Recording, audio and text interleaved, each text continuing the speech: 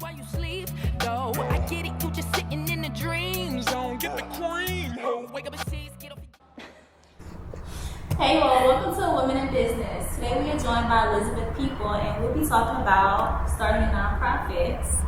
If you don't know who Elizabeth Peeple is, I'm going to give you a quick rundown before I let you introduce yourself. Thank you. Elizabeth Peeple, MBA, is the CEO of You Are Life Consulting.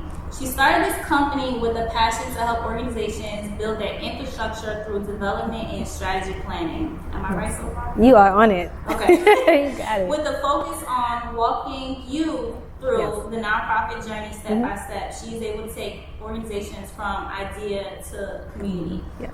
And I love that because I always say for myself in business development, I take people from idea to conception of the business. So from idea to community, that's deep. Let's talk about it. So idea from community just kind of starts with, everybody wants, when you're ready to start something, you have an idea, right? But you need kind of some guidance to help you bring that idea to life. So kind of like yours, idea to conception for nonprofits, they want to be in the community. So it's me just telling you that I can take you from point A all the way to point Z, in your organization. And, we walk with you step by step through the way. So one of our biggest things is making sure that you understand how to navigate the nonprofit industry. It's tricky.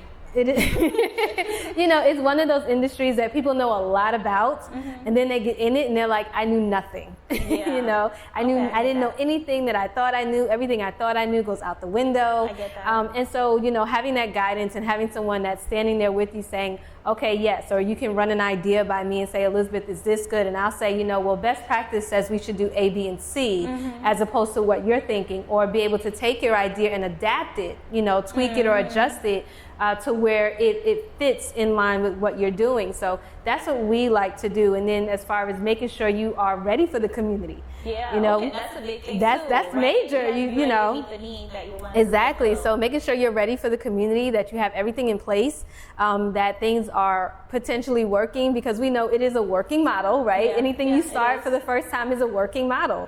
So, but you're ready to work the model and at the same time ready to make tweaks. Because we work on the go. Yeah, we do. Y'all see why I called out Elizabeth Peeple for this interview? She knows what she's talking about. And I remember our first interview conversation. I think we were on the phone for like an hour. We were. Talking, but it was so insightful. Like, you helped me to learn so much. That's why I wanted to kind of expand upon that conversation today. Yes. All right, so I wanted to kind of go over a couple of my intro points before we jump into the questions. Let's do it. So, as you all know, there are many different types of nonprofit organizations. The goals of nonprofit organizations could be educational, charitable, religious, for example. Those are a few, right? And even though an organization's purpose is not to make profits, nonprofit organizations can and do make profits. I feel like that's a very common misconception about nonprofit businesses. It's a key part. So let's explore that more today. Right. So I've heard plenty of times nonprofits don't make money. I've heard plenty of people say, I don't want to start a nonprofit because there's no money in it. And then you hear the other side where it's like, nonprofits do make money. Right? Yeah. So when we say nonprofits do make money, in order to run the organization, you have to bring in revenue. You do, right? It's a must. You have to bring in revenue because you have operating costs. You have, operating budgets. You have program budgets. You have overall budgets. Exactly. Exactly. Make sure your team eats. Absolutely. So when we say nonprofits can make a profit, the goal is to make a profit because you need to meet the financial need of the nonprofit. And that's the financial need to actually run the nonprofit. We're not talking about the programs per se, but how do you pay your staff? How are you making sure your advertising is being handled? How are you making sure your website is updated? How are you making sure, that you're staying in compliance by filing the proper documents and being able to pay the fee when you file it? All of it takes money. So you have to have a revenue. You have to have a source of income coming into the organization that will cover that because some grants don't. Okay. So I know we're talking about a lot. I want people to first understand a little bit more about you so they know why they should listen to everything that you're saying. Because I'm dope. Right? Come on, y'all. Come on. All right, so let's talk about background. Where are you originally from? So I am from the wonderful state of New York. Born and raised in New York City. Grew up on Staten Island, New York. It is what people like to say the forgotten borough, but we're not. I'm here to tell you we're not. We're here. But yes, I grew up on Staten Island, New York. Then transitioned to Florida just after high school. So I attended college here. Went to University of Central Florida, where I got my undergrad in legal studies. And then, because why not? I went back and got my master's in public administration. And nonprofit management. And then at that point, I was like, I'm done with school, and that was a lie, because then I went back and got certificates. So really just making sure that I'm able to prepare and equip myself to be the best for my clients. And the way that I see that is to constantly be learning. That's really important. It is. You have to keep pouring into yourself. Exactly. That's something that we forget. Like after school, it's like high school, college, and everything. And then what? We're done learning. But then you get into business, and it's so much to learn. Much so more. It's like, yes. Go back to school, even if it's an online course. Online courses. Right, but you want to be strategic in what you're learning, right? So you want to make sure that, for myself, I make sure that classes or certificates, anything that I'm learning at this point, there's always a way that I can take that information and help my clients. Let's just be real, right? Society changes like 6 times in a decade. Yeah, very drastically too. 6 times in a decade. Technology has moved us faster than we ever thought we were going to. So when you talk about always learning, as a business owner, I have to constantly stay on top of what are the trends, what's going on in the nonprofit industry, right? How is it evolving, so that I can help guide my clients to still be within step with what's going on in society. It's important that they understand what are the trends in the community, what are the things that are changing the community. Every election, we have new things that happen in our communities, so different things like that. So I try to stay on top of all of those types of things, so that when clients do come and talk to me, I can then be a wealth of knowledge for them. I like that you say that. This is not even in my questions, but it's one of the things. This is business development. Go for it. Yes, absolutely. So let's dive into it. One of the things I think that we forget is sometimes we're so caught up in social media and what we're doing, we forget to also stay on top of like the important trends, like what's actually trending in technology, like what is out there that can help us to be able to put better systems in place for our business. Absolutely. And so my recommendation is that every nonprofit dive into technology, because, and not just because of the pandemic, right? It kind of forced some people to do that, but not just because of the pandemic, but because it helps you build out process and procedures. And once you build in a well-oiled machine for the organization, now you have it on a rinse and repeat. So you have built a model for your program. And what you can do is now take that same model and add on to it. So now you can have multiple programs under your organization that you didn't burn out trying to figure out, because you've created a model. You allowed yourself to use technology to help you do that. And of course, old school never fails. If you want to listen, you have to.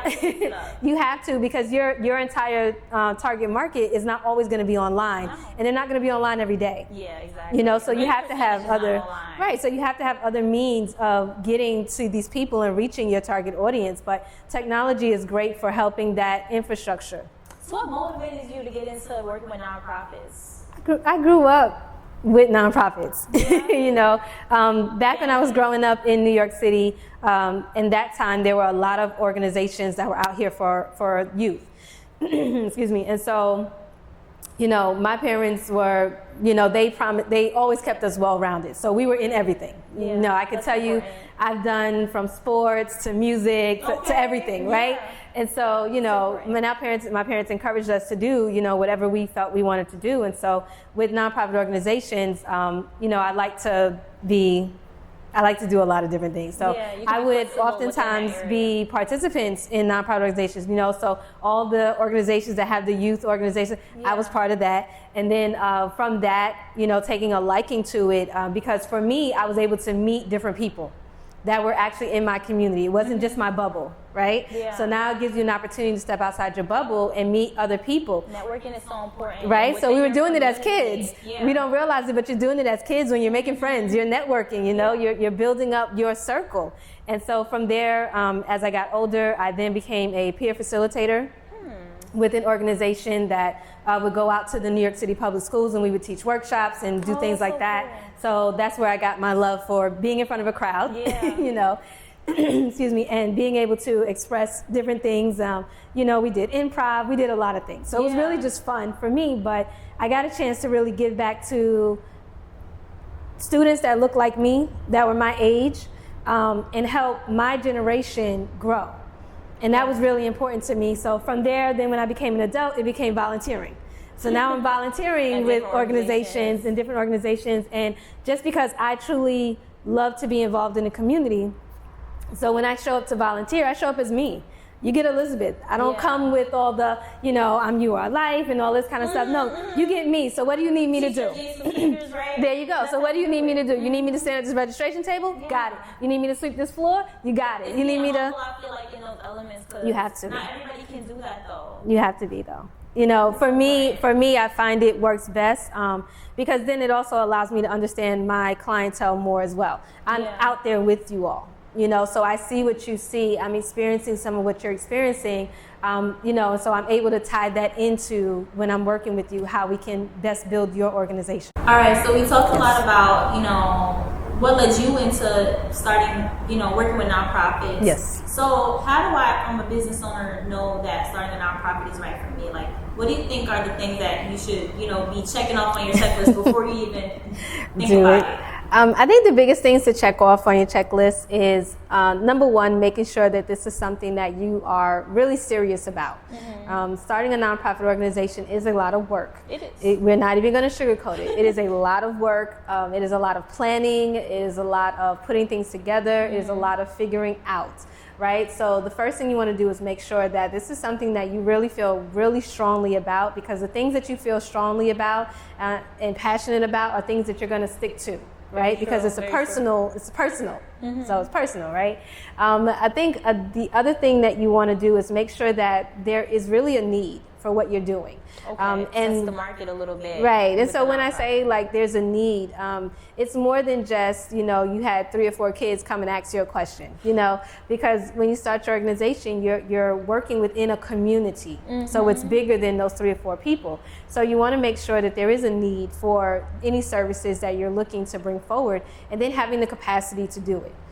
Right? So, you know, we have, take on the responsibility. we have big ideas. We have a lot of ideas, and they are so huge, and it's great. I love all big ideas, but when you scale it back, right, to where you are right now, do you actually have the capacity to pull it through? And I say that because if you are not able to at least meet the criteria up front, and you start an organization, you could possibly do a disservice to the community that you're trying to help, because you're not really ready. You know, you're not really into this. So it's like you're doing it almost like people say you do it for the gram, right? Okay. You kind of do it for the accolades to say that you have a nonprofit and all of those types of things. But if you're really doing the work, you don't have time for the accolades. You don't have time to worry about if somebody exactly. You're getting up, you're getting the work done, and when people give you the accolades, you're like, thank you, you know, because people are acknowledging you. But your goal, your focus is on helping that target audience. You know, and of course we know for marketing and advertising purposes, you do need to be on the gram. You know, you need some content. So I'm not saying forget the content, but just make sure that your heart is in it. It's the way that you go about it. I feel Yes, like. You know, it is. like you said, make sure your heart is in it. So what do you think are the key factors that would qualify you to be a nonprofit? So I'm going to take this and I'm going to do a key factors from the standpoint of what the IRS is going to say. Yeah, let's start there. Right? Because, you know, on a personal level, there's a lot of things that could qualify us to start an organization. But, let's really get down to what's going to do it. As we mentioned earlier, to be a nonprofit organization in a charitable sense, a 501c3, which is what the majority of nonprofits are, you do have to have that charitable side, the religious side, the economic side. So there's a few things that they are looking for that you have to do. Most organizations are charitable, meaning that they are back giving back. Exactly. And so that's what a lot of nonprofit organizations get started on. So that's a requirement. You also need to understand that when you're starting a nonprofit organization, this is not for your benefit. This is not for your personal gain. Yeah. And that is very important to the IRS. Right. It's very important to the IRS because, of course, there's different ways that can fall under, getting personal gain from your organization, whether it's gaining clients for your for-profit or gaining financial benefits or services and things like that. You see a lot on the news with these bigger organizations. So you do. really So important. you really have to be careful with that. So really understanding that it's not for a personal gain. And also understanding that, revenue, funds, things that you get for the organization, they really need to go back into the organization, right? So you need to create a cycle that's running the organization, because as we spoke about earlier, you need to have money coming in so that you can maintain the organization and so that it can do what it set out to do. So you need to make sure that mentally you are prepared to say, I agree to all of this. And should you be in like a somewhat already like stable place financially in your own personal before you start a nonprofit? So your personal finances and the nonprofit finances do not mix. They do not mix. They do not mix. They Should not mix. They should not mix. Now, with that being said, when you're starting a nonprofit from the beginning, there will be some investment that does have to go into it. So, for instance, the investment in paying for the paperwork to be completed, right? Because everything has a fee. Everything has a fee. There's a cost to everything, right? Absolutely. So you want to make sure that you have some money up front going into it to cover the fees to get started. Possibly having someone to help you develop the organization the way that it needs to be done. Someone like yourself? Someone like myself who's going to help you build that infrastructure, right? Because we know the infrastructure is what holds everything together. Absolutely. So you have that solid foundation, then it makes what you're doing a lot easier. So yes, while your personal and your organization should never mix. So I always tell people, do not say, I can put it back. Don't do that. Don't do that. I can put it back. Don't do that. No, Leave the don't touch organization money in one bank and have your personal in another bank, and please try your best not to mix the two. Yeah, no, you shouldn't have At all. commingle funds. That is a good way to have your status taken away from you by the IRS. That is a good way for a lot of things. So let's just not do that. Yeah, let's not do that. We don't do that. From your experience working with startups, I know the biggest challenge for most new nonprofits is developing and maintaining reliable income streams. Right. So what do you advise, like in the beginning? Like, I know a lot of people wonder, like, well, can I sell products? Can I sell services? Like, what can I actually make money off of? Right. So to your question, yes, you can sell products under your organization, right? But those products have to be mission aligned. Okay. So if your organization is doing youth mentoring, you can't be trying to sell puppies on the side. Like, should be selling like notebooks for kids. Right. You want to sell things that are going to align with your mission, that meet your target audience. And so they have to be mission focused, right? Which is why you see a lot of organizations do T-shirts. They do mugs because you slap, you put it's the simple, exactly simple branding. You're putting your logo on it. You're putting your name on it or your catchphrase, something that resonates with the organization, and then you're selling that to the community, right? But then you want to be careful because if you are like for instance, if you are a nonprofit organization and you're like, well, we want to sell baked goods. Okay. You're not a bakery. Yeah. So then how does that really line up with the organization? So now it becomes what is called UBIT, unrelated business income, unrelated business, UBIT. I think it's IT. Unrelated business tax income. Sorry, UBTI. Okay. Sometimes you got to say it out loud, right? And so you don't want to fall into an area where you're doing that because then that money then becomes taxable. Any revenues you bring in under that become taxable, but then there's a limit. The IRS says we'll give you some wiggle room. Yeah. But past that wiggle room, you can be in some trouble. So you want to make sure you don't do that. So can you sell goods? Absolutely, and I encourage that you sell goods. If it fits your organization. Okay. The alignment is key. Right. Alignment is key. Okay. All of that comes into it. But definitely, yes, you can do that. You can also have people pay for services. Right. Okay. Under the organization.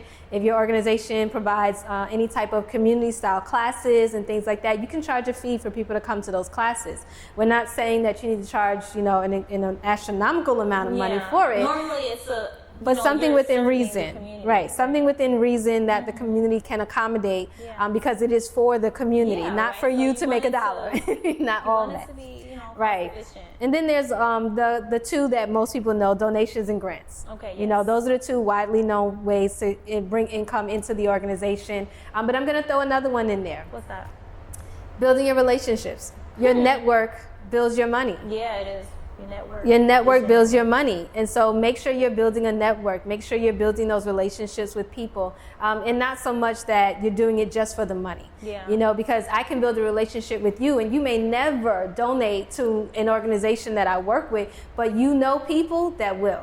And you're donate. constantly telling them this is a great organization, this is a great organization. People have to remember that as an individual, I'm going to donate to what I'm passionate about personally. Yeah. And although me and you are cool and Yeah. we're friends, Yeah. what you do is not necessarily my passion. I prefer to give my money to, the animal rescue, right?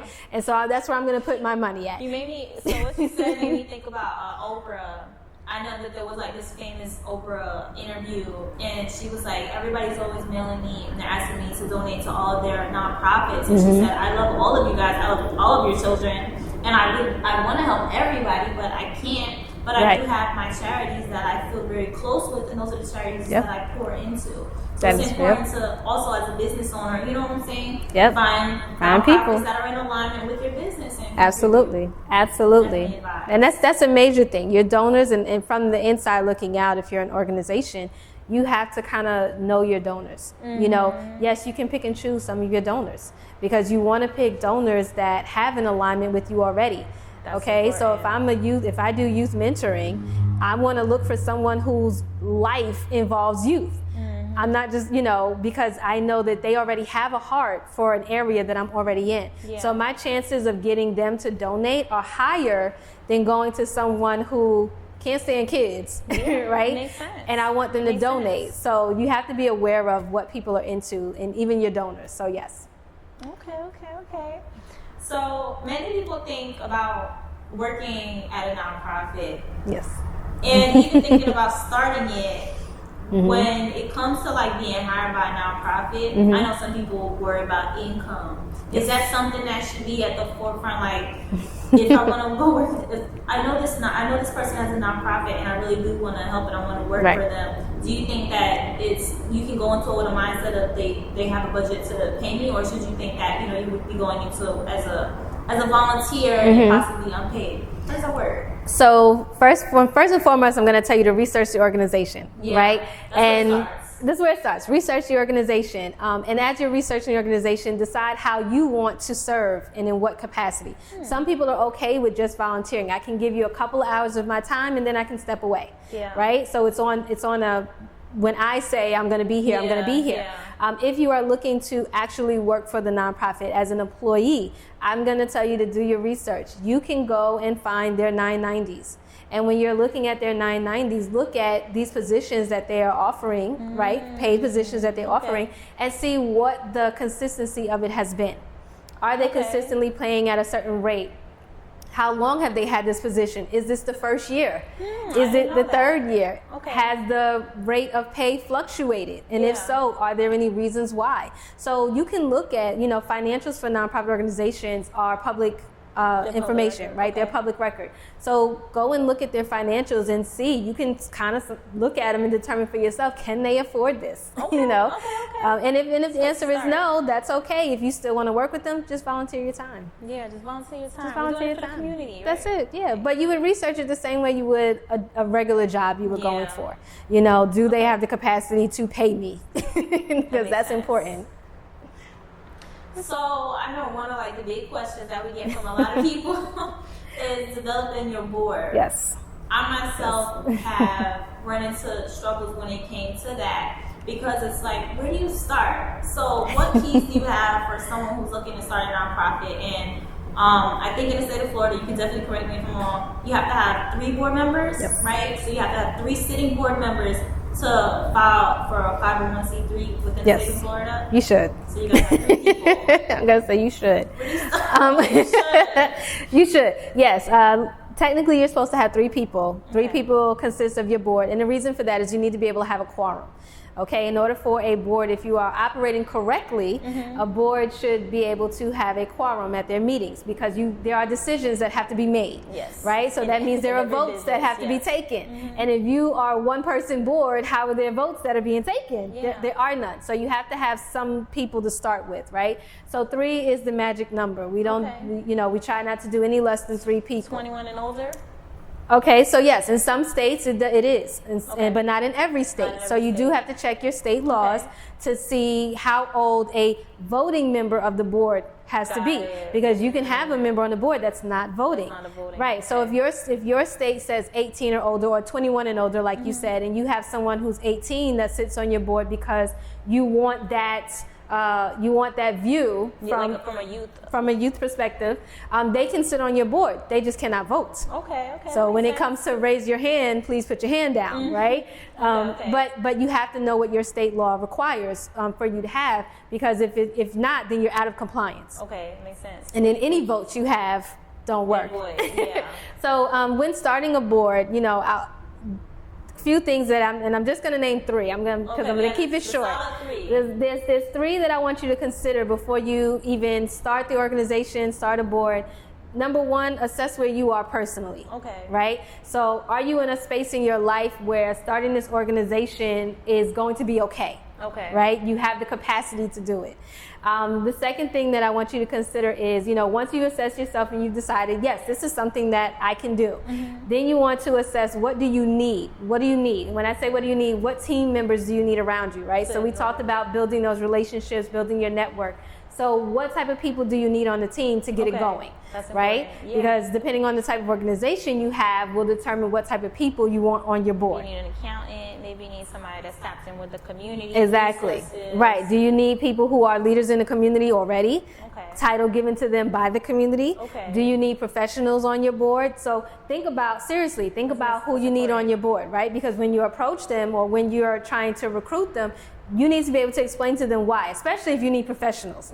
Okay, because let's be clear, like a CPA, they got a job to do. In tax time, they are busy. So, you have to make it worth their time to be on this board. So be very clear on who you need in your circle. And then the third step is going to be go get them.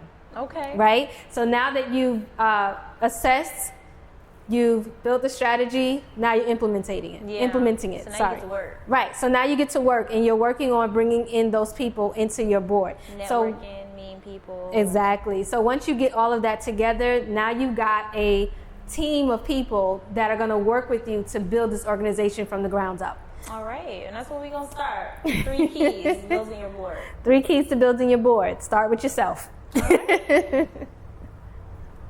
All right, so we have some user submitted questions. Yes. Now these are the questions that y'all submitted, so we're gonna take some time to answer them. Absolutely. And then, at the end of the day, if she doesn't answer everything, because obviously you can't get the entire story. I mean, not everything. But you can always reach out to her and she'll leave her information at the end. Absolutely. All right, so the first question we have submitted is, what are the critical things I need to know when filling out the 501c3 paperwork? Okay. All right, so I'm going to break this down in 2 separate really quickly because, like I said before, 501c3 is the most common one that we do. However, there are 2 forms that go with that. You have the 1023-EZ form, which is a streamlined application, and then you have the 1023, which is mostly referred to as the long form, the one nobody wants to do, right? Because it's long. But so in a sense, what do you need to have when it's time to do the application? The common things you're going to need is just regular information. You're going to need to have the contact information for the organization. You're going to need to have the names and addresses of your board members. You need a mailing address, physical address, the regular stuff, right? Right, the regular stuff. The thing that you want to make sure you are ready for is the point where they're asking you, what is the purpose of your organization? Like, what's your mission? Why are you doing this? And they give you 250 characters on the streamlined application to figure this out. So have it ready, because you'll find that 250 characters run out really fast. Okay. They do. So have it ready. Also on there, you're going to need to pay attention to what's called the NTEE code. This code is what the IRS uses to determine what type of organization you are. So yes, we know you're a charitable organization, but what are you doing, right? So NTEE code. And so you have to research these codes to find the one that best fits your organization, right? So if you're doing mentoring, if it's a fraternity or sorority, whether it's a social club, like what are you doing? Okay. Find the proper code and then make sure you have that for your paperwork. There is a way you can put in a code. There's a generic code you can put in that allows the IRS to determine who you are, right? It's going to prolong your application, so try to figure it out first. Okay. You know, that's the main thing. And then the third thing is your foundation classification. Got it. This is where and this is where a lot of people get a little mixed up on. This is where you can fall into a space where they will classify you as a private foundation as opposed to a public charity foundation. So you want to make sure you're paying attention to the options. Okay. On the streamlined application, you have 3 options. One of them is a private foundation, and 2 of them are public charity, but they're public charity in different ways. So depending on how you are receiving your money, how much of your money is coming from donations, et cetera, will determine if you choose 1 or 2. Okay. But just make sure you are understanding the classification section. Consult with someone like yes, you can first. definitely consult with someone, to make sure you're doing it properly, or have someone review your application once you've completed it. Okay, But the only difference I would say for the long form, there's 2 major differences with the long form. That same section in the short form where you talk about what you're going to do, in the long form, there's like a whole questionnaire that they want you to answer. Break it down. Right, you have to break it down more in detail. So for instance, if you are starting a school, they want to know what time you start, what time you stop, what type of curriculum you're going to have, things like so that. If you're starting a church, they want to know your worship services, your times, where you're getting your money from. Is the majority of your money coming from here or there? So it's a little more detailed, right? And then the next section you have to be mindful of is the budget. Okay. So in the long form, they actually want you to create a budget. Okay, and so if this is your first year, you're going to create the budget for the current year that you're filing and then project out 2 years. If it's not your first year, say you were working the organization, got some money, and now you're finally going for your tax exempt status, then they want you to do the previous year, current year, So just follow the instructions on how it says it, but you do have to come up with some numbers, guys. Like it's important that you come up with the numbers. Pay attention to your numbers so that you can reflect it on the paperwork that they're asking you for. So that's some of the main differences. The other thing to note is on the long form, there's extra schedules. Okay. All right. So these schedules are a more detailed application form for the type of organization you have.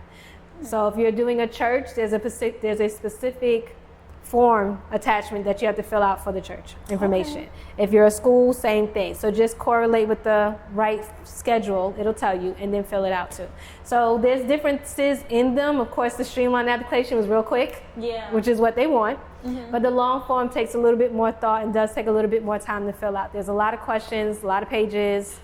So it takes some time. It takes some time, and if you're not aware of what they're asking for, it can take more time. So in that sense, yes, consult with someone. Don't be scared to ask questions and ask someone for help or guidance on getting it done, or pay someone to do it. Or pay somebody to do it. Can always pay someone to assist you with these things to make it easier. Always. If you're currently running a business or you're working a 9 to 5. Yes, absolutely. Having someone to assist you to take some of the workload off your plate actually saves you, I feel like, more money and time in the long run. It can. And and I often tell people that sometimes you have to think of consultants or as convenience for yourself. Like I'm here for your convenience. Exactly, and so sometimes you have to think of it in that way as well. So the next question is, I think we kind of answered this earlier, but it says, can a private foundation make money with a product? So private foundation is different from a charity. Okay, so when you're a private foundation, generally your revenue or your income is coming from one source, whether it's a family, a company, or something like that. You are very rarely advertising for donations, soliciting donations and things like that. So the money streamlines, right? So think of some of the major companies that have foundations. It's like you're a major company, but then you have a foundation. You never see their foundation ask you for anything, right? So when you talk about selling a product, how do you sell a product that's mission aligned if your mission is to support other organizations, right? Okay. So the answer is no. No. Okay, But to explain it, you'll never have to ask again. You know, like it's like, Yeah. okay, if my mission is to support your organization through funding, then if I sell this coffee mug, what am I putting on it? Yeah. I mean, I can put my organization name on it, but what am I doing with the money? Yeah. You know, so makes sense. yes, and there's a lot of other things that come with that, but I'm not going to go into it today. It's very detailed. I see it. It is very detailed. If you're a private foundation, please seek guidance because there are different rules that apply to you as a private foundation. Okay. So the next question we have is, can you convert an LLC into a nonprofit? Yes. All right. The process is a two-step process, but you absolutely can convert your LLC into a nonprofit. There's specific paperwork that your state will provide for you and a process in which they want you to follow in order to do it, because essentially you are, in a way, dissolving one company and starting another. A new one, yeah. So there's paperwork that has to connect to show the transition through. So make sure you are following the instructions from the state or that you are contacting someone like me. Consult with somebody, yes. Next question. How do you know if your potential nonprofit name is legally taken? Do a search. Sunday, So a few things to think about. Number one, how far do you want to take your organization? If you're just going to be working locally, just in your particular state, then you can search your local state. Right. So most states will have a step called name reservation or something of that magnitude, where you submit paperwork with the name on it, and they go through their enormous database, and they let you know, hey, this name is available and you can use it, or no, this name's not available, you can't use it. So that's the easiest way to search. Easiest way to search is to have them search their records, right, and make sure no one else has it. Now you can do a Google search, you can do a lot of different things, and you might see the name somewhere else, but you don't know if that's active. You don't know if that's active. In some states, if the original person that had it is no longer active, that name goes back into the fold, and it can be used again. So my recommendation would be check with your state and make sure that that's okay. If you are planning to go national, trademark it. Trademark it. So the next question, so we have 2 more questions. I love questions. Can you have relatives as your board members? You can have relatives on your board members. You can. Should you? Right. That's a good question. So a good recommendation is simply this. You don't want your family to overpower the board, right? So when you are creating your board should be made up of a representation of the community you're serving, right? That's what essentially you should be doing. And if it's all of your family, that's a representation of your family, not the community, right? So you want to make sure that there's never more family on the board than community, than representatives of your community. And honestly, keep it to 2. I will be, because sometimes there's husband and wife teams that want to work together, and that's fine. Keep it no more than 2. The IRS will check. So if everybody's last name is the same, like they're going to want to know what's going on here. So there's things that are in place to double check that. But that makes sense. Just keep in mind, if you only have 3 people on your board, it's probably best that 2 of you are not family members. Yeah, it makes sense. And sometimes you do want to separate the business from the personal a little bit. Just this much. The last question that we have is probably one of the best questions. How do I get funding? I know we talked about like loans and grants, charitable donations. So organizations do have opportunities for various types of funding. We spoke about, like you said, the normal avenues of getting funding, donations, sponsorships, etc. But there's selling goods and things of that nature. What I recommend especially for new organizations, is to start on the local level, right? Build your network on the local level with people that you can get donations from, that you can get funding from. Whether that is a local business in your neighborhood that sees you out doing the work, right? So they can go in the back room, cut a check for you because it's their business, right? And hand it to you. But then you have other companies like your Walmarts and your Targets. Right, they're more complex, and sometimes you have to go up the corporate ladder, go through the whole process to get funding for it. But also don't disregard your banks. Local banks have a lot of resources for nonprofit organizations. Of course, their main thing is to work people's money, so they definitely target the individual a lot, but there are community aspects to what banks do. Right now, there are a plethora of grants that are out there submitted by your local banks. Yeah. You know, your Wells Fargo's, your Truist, your Chase, like they have their own stuff. So you don't always have to go federal to get the money that you're looking for. And the dollars are quite nice. Check into other things like TechSoup. TechSoup does different grants that are allowed for people. So when we talk about grants, it doesn't always have to be federal. Look on your local level first. Build up your network of people that are willing to donate, sponsor events, things like that. That makes sense. And then also understand that building your revenue or your income doesn't always have to be physical money. In-kind donations work just as well. Yes, they do. Right? They supplement the money. So it's, instead of someone handing you the cash, they hand you the item. And sometimes that's better, you know, than them actually handing you the cash, because we have the item. Now we don't have to then on the back end go shop for it. You know, and then try to get the best deal and all that. No, Walmart's just going to give you a box of pencils. They're just going to give you a box of notebooks, you know. So that in-kind donation is also very good. It helps a lot, you know, and we've even seen big in-kind donation space. You know, a lot of organizations want space. Sometimes you can work with someone and they will give you the space in kind. Just make sure that you put it on your budget. You know, it's not free. It is, but it's not free. Everything has a dollar amount to it. So when you're doing your budget, although it was an in-kind donation and you did not have to pay for anything, or not you, the organization did not have to pay for anything, there still is a dollar amount to it. So if they would have regularly rented that out for, say, $50 an hour, you have to put that down. We used it for 4 hours at $50 an hour, et cetera, et cetera. So be mindful, you know, even though in-kind donations, there's still money. So there's a lot of organizations that get a lot of in-kind donations and it's still money. It is still money. It's still money. It absolutely You know, is. it still goes on your budget. It's still money. So I say look to your local level first. Once you have built up your network on your local level, it kind of can make that federal level a little bit easier. There are a lot of federal grants that want to see collaboration with other organizations, but if you haven't built that already on your local level, then it's harder for you to get that grant now because you don't have anybody else to add to the fold. So build that local level first, where you have good funding standing behind you, because again, funders want to see that you can get money.